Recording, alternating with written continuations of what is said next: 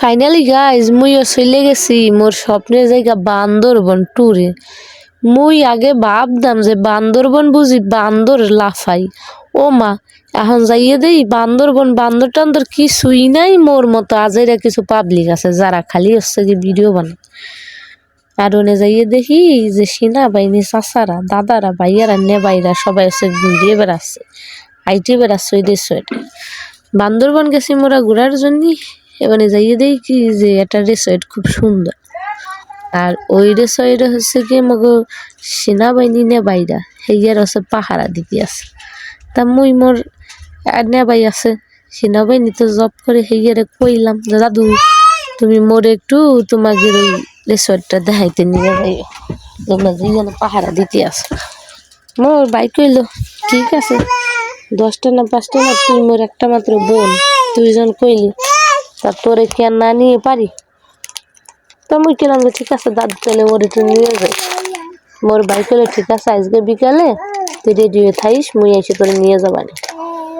মুইও মোর দাদুর কথায় রেডি হয়ে রইলাম যে আশায় আছি মোর নেবাই মোরে নিয়ে যাবেন। সত্যি ওরে সবান আল্লাহ মোর নেবাই দি মোরে সত্যি সত্যি এসে নিয়ে গেল। তা হচ্ছে গিয়া ওই জায়গায় যে পরিমাণ ভিউ আর যে দৃশ্যগুলো ছিল এই আর এক কথায় বলা যায় অসাধারণ, দেখার মতো ভিউ ছিল।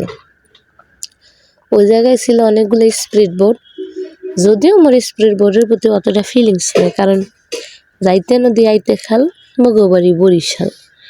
আমরা তো নদী সাগর পারে মানুষ, মগের ঘরের পিছে কোনে নদী, সামনে কোনে নদী, ডাইনে নদী বামে নদী, মোরা মাঝখানের লোকজন।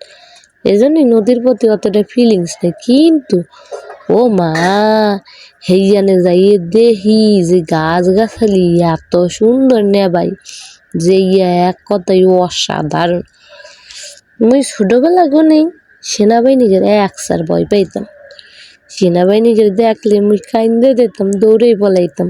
আর এখন বড় ইয়ে দেই মোর ভাইও সেনাবাহিনী হয়ে গেছে, এখন আর ভয় পাই না। মুই মোর বাইরে বাড়ি আসলে একসার কিলাই, বুঝলেন।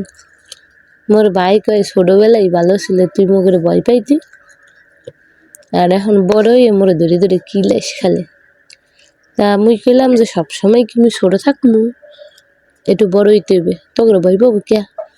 ভাইয়ে কইতো কি গুলি করে দিবানি, ছোটবেলা বুঝতাম না।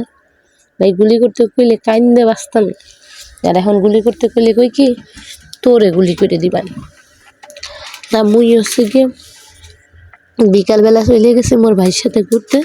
প্রথমে মুই একটু ভয়ে ভয়ে ছিলাম যে ওই জায়গায় যামু, ওই জায়গায় কি আর কোনো লোকজন আছে না মুই একাই যামু রিসর্ট দেখতে।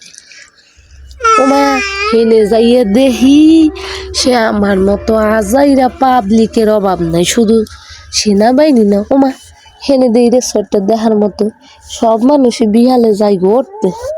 মুই তো যাইয়ে এখন একটু মানুষজন দেখি সাহস হয়েছে।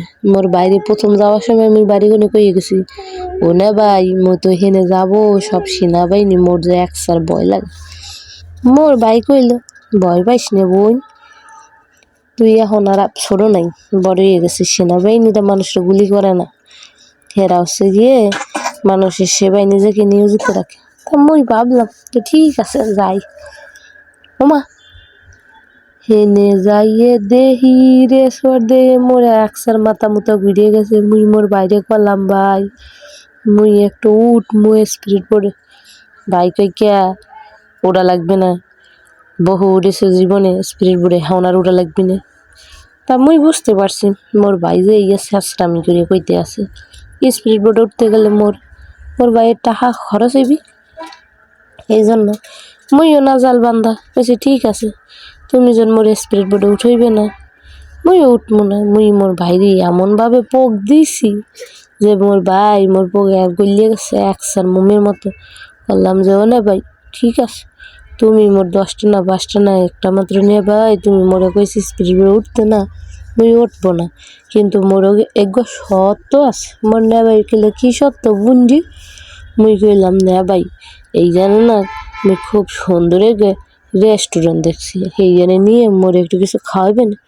না ভাই কইলো কি তোর খালি সারাদিন খাই খাই, অত খাই খাই করিস কি, হ্যাঁ মুই কইছি না ভাই ছোটবেলায় তুমি মোর হয়েছে যে বহু ঠগাইছে মুই একটা চকলেটের জন্য